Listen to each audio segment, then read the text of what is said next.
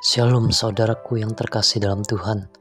Renungan pagi ini adalah dipilih untuk memberitakan kabar baik yang terdapat dalam Kisah Para Rasul pasal 13 ayat 2 berkata, pada suatu hari ketika mereka sedang beribadah kepada Tuhan dan berpuasa, Roh Kudus berfirman, khususkanlah Barnabas dan Saulus bagiku untuk tugas yang telah kutentukan bagi mereka.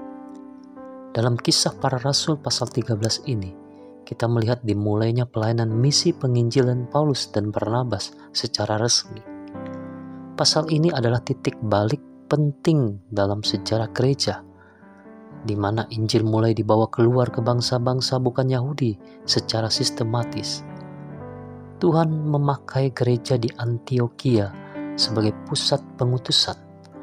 Dalam ayat 1-3, gereja di Antiokhia adalah gereja yang hidup, penuh dengan nabi dan pengajar, dan terbuka terhadap pimpinan Roh Kudus.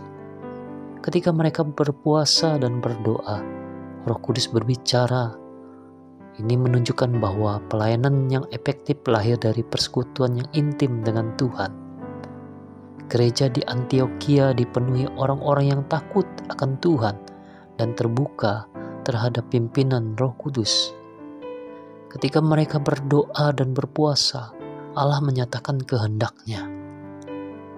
Paulus kemudian berkhotbah di sinagoge dan menjelaskan bagaimana Tuhan setia sejak zaman nenek moyang bangsa Israel hingga akhirnya mendatangkan juru selamat, Yesus Kristus.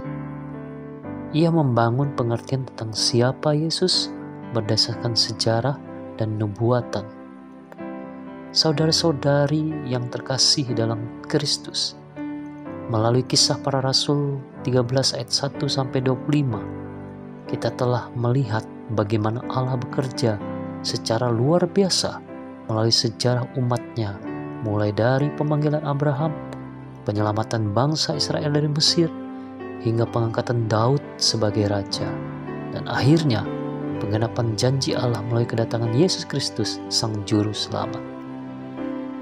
Kita belajar bahwa Tuhan setia pada janjinya, dan Dia senantiasa memimpin umat-Nya dalam setiap zaman.